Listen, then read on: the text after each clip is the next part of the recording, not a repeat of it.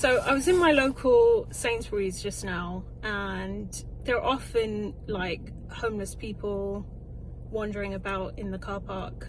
But today I noticed that on one of the pieces of signage that maybe one of the homeless people, probably actually, given what they wrote, someone wrote on the signage, ex-armed forces, now homeless.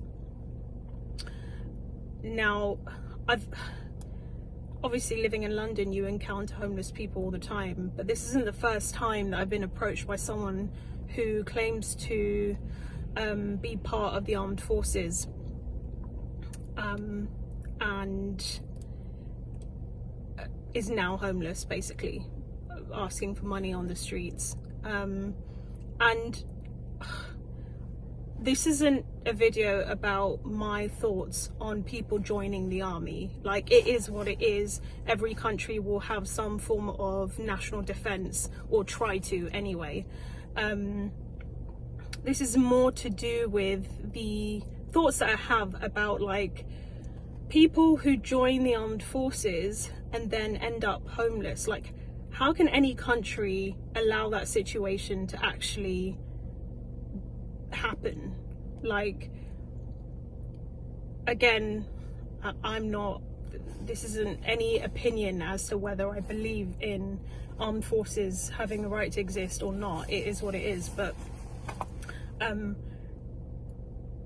anyone who chooses to fight for their country, whether it's right or wrong, how is it that any country then allows people who served and defended their country to be homeless, to be begging on the street? And this is why I'm like, when people put their lives on the line for the sake of the country, is it really something that will ever benefit them? Because they're going into combat and putting their life on the line, and then they come back here, and then what next? Like, it's not as though the government's guaranteed you any form of security, even though like you literally put forward the highest, most valuable thing that you possess, which is your life. And then for there to be any chance that you are then homeless or don't have an income, you've probably suffered, and your mental health has probably suffered, and you're left to your own devices with no support. I mean, I don't know what support there is available to ex-armed forces, but I'm presuming that you would have to reach out, right? But what if you're in the kind of state where you're not even in the mental state where you want to reach out, and you don't have the means to support yourself because you're in that mental frame where things are dark and bleak? I guess what I'm saying is, like, how is it that someone who has put their most valuable possession on the line for their country, i.e. their life, their livelihood, their mental state, is then left in a state where they can't support themselves? It just seems like a really poor bargain at the end of the day. And again, this is no opinion on the armed forces.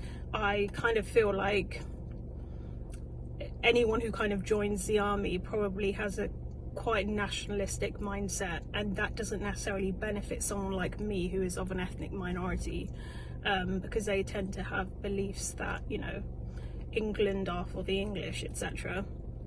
But this is just a little, I guess, a little comment on, you know, why are people who served in the armed forces then being left in this way? It's just wrong. And, you know, I think for me, like, speaking up about what's right and wrong really means a lot to me. Having good morals and integrity, I just don't think it's right that those who place their lives on the line for their country are then left, you know, begging or homeless. It just doesn't seem right.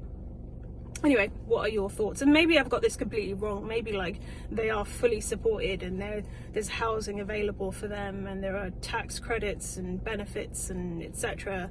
available for them, and they just need to reach out. I don't know, but this is just what I've noticed based on homeless people approaching me in the street and claiming to be ex-army.